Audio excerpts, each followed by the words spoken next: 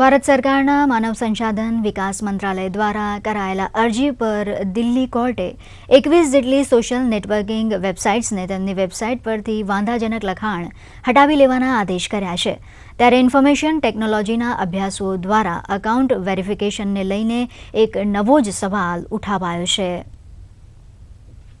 દેશના information technology department દ્વારા દિલ્હી કોર્ટને અપાયેલા રિપોર્ટમાં જણાવાયું હતું કે ફેસબુક, ગૂગલ, યાહુ અને માઇક્રોસોફ્ટ જેવી લગભગ 21 જેટલી નેટવર્કિંગ વેબસાઇટ વિરુદ્ધ કાર્યવાહી થઈ શકે તેના પૂરતા પુરાવાઓ છે।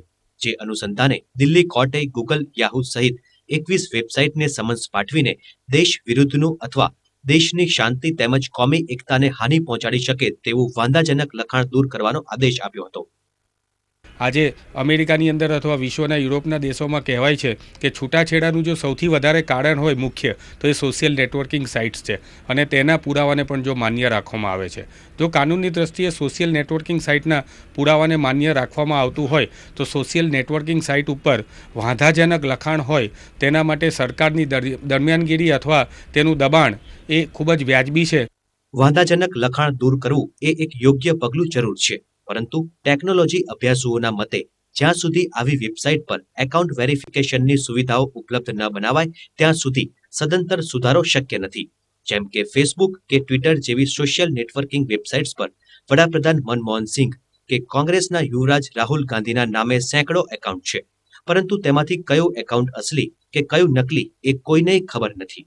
હવે આવા નકલી એકાઉન્ટ્સ દ્વારા અપાયેલી કોઈ ટ્વીટ કે મેસેજ પણ એક પ્રકારે તો છેતરામણી જ છે। બેન્કિંગના કોઈપણ ટ્રાન્ઝેક્શન વખતે આ પ્રકારની verification system SBI, ICICI bank વગેરે પણ વેરિફિકેશનમાં ખૂબ જ સિક્યોરલી કામ કરી રહી છે। સોશિયલ નેટવર્કિંગ સાઇટ ધારે તો ખૂબ જ મામૂલી ટેકનોલોજીના પરિવર્તનમાં આ પ્રકારની વેરિફિકેશન ઉપલબ્ધ કરાવી શકે છે। હાલ તો દિલ્હી કોર્ટ દ્વારા 13 માર્ચ 2012 સુધીમાં વિવિધ વેબસાઇટ કંપનીઓને વાંધાજનક લખાણ દૂર કરીને હાજર થવાનો આદેશ અપાયો છે, પરંતુ જ્યાં સુધી એકાઉન્ટ વેરિફિકેશન જેવા મુદ્દાને લઈને કોઈ ચોક્કસ આચારસંહિતા અમલી નહીં બનાવાય ત્યાં સુધી સોશિયલ નેટવર્કિંગ વેબસાઇટ્સના દુરુપયોગની શક્યતાઓ નકારી નહીં શકાય। ETV સમાચાર, અમદાવાદ। સમાચારના અંતમાં ફરી એક વખત નજર કરીએ આજના મુખ્ય સમાચારો પર। ભાજપના વરિષ્ઠ નેતા લાલકૃષ્ણ અડવાણી ગુજરાતની મુલાકાતે, યુપીમાં કોંગ્રેસે જાહેર કરેલા ચૂંટણી ઢંઢેરાનો કર્યો વિરોધ। આણંદમાં મુખ્યપ્રધાનના સદભાવના ઉપવાસ, જિલ્લાના વિકાસ માટે 2845 કરોડની જાહેરાત, તો કોંગ્રેસે યોજ્યા સત્યાગ્રહ ઉપવાસ। ખુશ્બુ ગુજરાત કી એડ ફિલ્મના શૂટિંગ માટે બિગ બી અંબાજીમાં, તો 2 ફેબ્રુઆરીએ પહોંચશે ડાંગ। રાજકોટ અને જામનગર કોર્પોરેશનનું વર્ષ 2012-13નું બજેટ રજૂ, બજેટમાં અનેક નવી યોજનાઓનો સમાવેશ। સુરત સહિત સમગ્ર દક્ષિણ ગુજરાતમાં કોલ્ડ વેવ, તો આગામી સપ્તાહમાં પણ પારો વધુ નીચે ઉતરવાની આગાહી।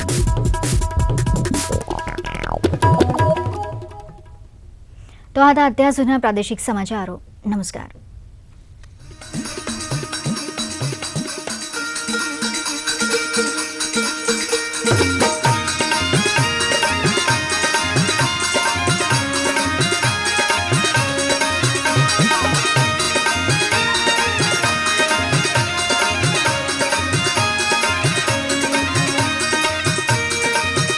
ગુજરાતના સહપ્રાયોજક હતા। ગામના બીજા બાળકો આરોગ્ય તપાસથી વંચિત ના રહી જાય તેનું પણ ધ્યાન રાખીશ।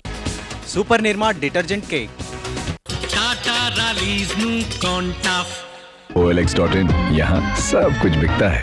साची माहिती आपनो अधिकार, प्रोटीन से भरपूर लक्ष्मी तुअर दाल।